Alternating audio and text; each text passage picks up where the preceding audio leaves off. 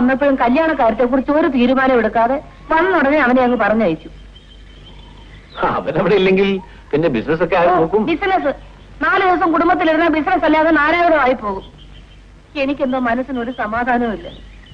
പ്രായമായ മക്കളെ കുറിച്ച് നമ്മൾ ആകുലപ്പെട്ടിട്ട് യാതൊരു കാര്യമില്ല. അത് പോട്ടെ, ഞാൻ ഇന്നലെ ആ ചാക്കോയിലൂടെ റബ്ബറുമായിട്ട് കോട്ടയത്തിന് അയച്ചിരുന്നു. അവൻ വന്നോ? എനിക്കറിയില്ല. എന്ത് പറഞ്ഞാലും റബ്ബറോ എസ്റ്റേറ്റോ പണം എല്ലാം കൊടുത്ത് തലയിലോട്ട് വെച്ചു.